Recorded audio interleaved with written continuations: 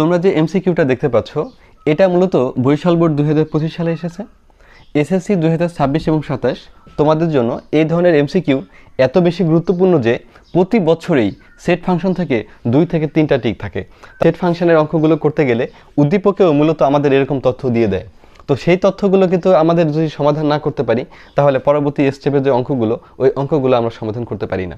তাহলে তোমাদের জন্য এই ধরনের যে অঙ্কগুলো এটা খুব বেশি গুরুত্বপূর্ণ। কেন? কারণ এখান থেকে আমাদের মান নির্ধারণ করতে হয়, মান নির্ধারণ করেই আমাদের অঙ্কের সমাধান করতে হয়। তাহলে দেখো এখানে মূলত আমাদের কি বললো, x বিলংস টু n, অর্থাৎ n এর সদস্য যদি x হয়, এখানে এই বিলংস এর অর্থ হচ্ছে সদস্য, n এর সদস্য যদি x হয়, এখানে দেখো একটা চিহ্ন দেওয়া আছে, এটা হচ্ছে সাচ দ্যাট, এটা মানে যেন -2 less than or equal x less than or equal 6। দেখো এখানে বলতেছে যে x এর মানটা -2 এর সমান অথবা -2 থেকে বড়, এবং এখানে বলতেছে 6 এর সমান অথবা 6 থেকে ছোট।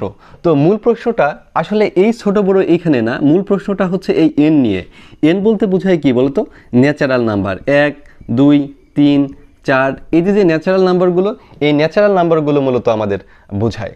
বাট এই যে অঙ্কটা, এই অঙ্কটা বলতেছে যে -2 এর সমান অথবা 2 থেকে বড়। আচ্ছা, এই যে দেখতে পাচ্ছ তোমরা যে এখানে n, এই n বলতে কি বোঝায়? ন্যাচারাল নাম্বারকে বোঝায়, স্বাভাবিক সংখ্যা। তাহলে এই যে -2, এই -2 সমান অথবা -2 থেকে বড়, তাহলে আমরা তো পাচ্ছি কত বলো তো? -1 পাচ্ছি, তাই না? কিন্তু -1 বা -2 এটা কিন্তু আমাদের এখানে কাউন্টে আসবে না। কেন কাউন্টে আসবে না? কারণ এখানে এই যে সেটটা, এই সেটটা একটা স্বাভাবিক সংখ্যার সেট, এই জন্য আমাদের অবশ্যই স্বাভাবিক সংখ্যার সেট থেকেই কাউন্ট করতে হবে। তাহলে আমরা বলতে পারি যে এই যে প্রথম সত্যটা, এই প্রথম সত্যটা আসলে টিকলো না, এটা মূলত আমাদের 1 থেকে শুরু হবে, এবং দ্বিতীয় ক্ষেত্রে এই যে সত্যটা দেখতে পাচ্ছ 6 এর সমান অথবা 6 থেকে ছোট, এটা টিকবে। তাহলে 1 থেকে আমরা 6 পর্যন্ত কাউন্ট করব।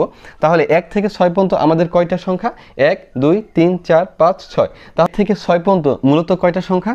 মূলত আমাদের 6টা সংখ্যা। এইটাই মূলত আমাদের কি এ সেটের উপাদান হবে। 1 2 3 4 5 6, এই উপাদানগুলোই মূলত এই সেটের উপাদান হবে। এই যে উপাদানগুলো দেখতে পাচ্ছ, এই উপাদানগুলোই মূলত এ সেটের উপাদান হবে। তাহলে এখানে মূলত বলছিল সেটটিতে উপাদান কয়টি? তাহলে সেটটিতে উপাদান হবে কয়টি বলো তো? 6টি। কয়টি হবে সেটটিতে উপাদান? কয়টি? 6টি। তবে একটা বিষয় তোমাদের জানিয়ে রাখি, এখানে যদি n এর জায়গায় যদি আমাদের z দিয়ে দিত, কি দিয়ে দিত? z দিলে তাহলে আমাদের বিষয়টা হয়তো এমন যে তোমার -2 এর থেকে বড় অথবা 2 এর সমান এবং 6 থেকে ছোট এবং 6 এর সমান, এরকম মানগুলো গ্রহণ করবে। তাহলে -2ও যাইতো, -1ও যাইতো। কারণ জেড বলতে বোঝায় পূর্ণ সংখ্যার সেট, পূর্ণ সংখ্যার সেট বলতে বোঝায় ঋণাত্মক, ধনাত্মক এবং 0। ওকে, তাহলে আমার এই